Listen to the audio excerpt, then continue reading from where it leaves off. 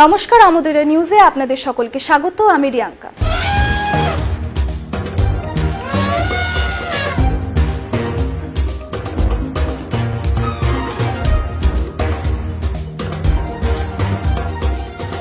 আসছে হাতি ও অভিযান। প্রতি শনিবার ঠিক রাত ৯টায় চোখ রাখুন আমোদরিয়া নিউজে। Amodariya news, voice of the margin. আমেরিকায় পা দেওয়া প্রথম ভারতীয় যাকে কিডন্যাপ করে নিয়ে যাওয়া হয়। আমেরিকার মাটিতে প্রথম কোন ভারতীয় পা দিয়েছিলেন?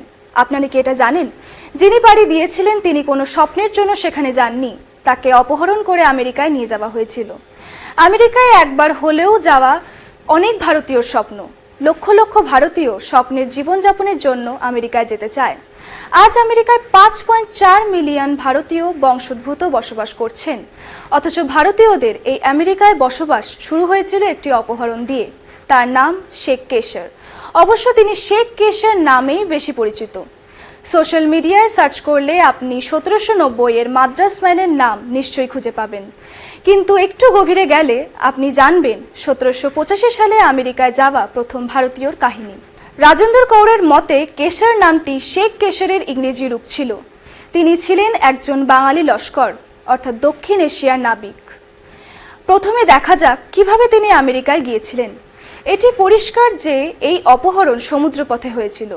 কেশর এবং তার সঙ্গীরা জন ওডোনেলের নেতৃত্বে একটি ডাচ জাহাজ প্যালেস ইন্ডিয়ান ম্যানে যুক্ত ছিল। যখন জাহাজটি চীন থেকে যাত্রা করেছিল তখন ক্যাপ্টেন কেশরকে প্রতিশ্রুতি দিয়েছিলেন তাকে দক্ষিণ এশিয়ায় নামিয়ে দেওয়া হবে, যাতে তিনি ডাচ ইস্ট ইন্ডিজের বাটাভিয়ায় বর্তমান জাকার্তা ইন্দোনেশিয়ায় চলে যান। কিন্তু বাটাভিয়ায় পৌঁছে ওডোনেল তার কথা রাখেনি।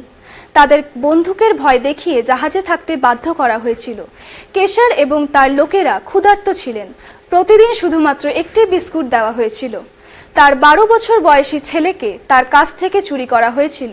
কেশরের নাবিকদের দলে ৩ জন চীনা পুরুষ ছিল, বাকিরা ছিল বাংলার। ৭ মাস দীর্ঘ সমুদ্রযাত্রার পর ১৭৮৫ সালের গ্রীষ্মে আমেরিকায় অবতরণের পর কেশর এবং তার দলের কোথাও যাওয়া এবং খাওয়ার কিছু ছিল না।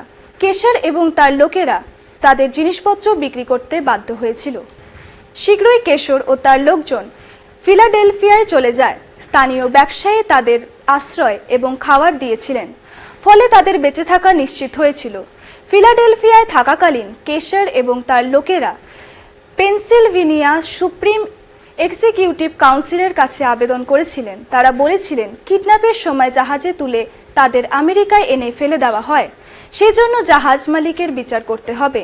কিন্তু ১ বছর ধরে কেশরের আবেদনে সাড়া মেলেনি। বেঞ্জামিন ফ্রাঙ্কলিন, যিনি তার কর্মজীবনী কাউন্সিলের সভাপতি ছিলেন, ১৭৮৬ সালে যে কাউন্সিল ঘোষণা করে যে নাবিকদের ফেরত পাঠানো হয়, কিন্তু কাউন্সিল তাদের যাতায়াতের জন্য টাকা দেয়নি।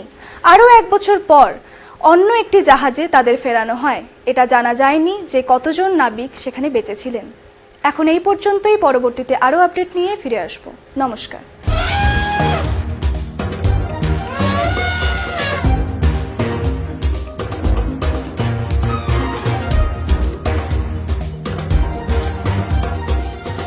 আসছে হাতি ও অভিযান।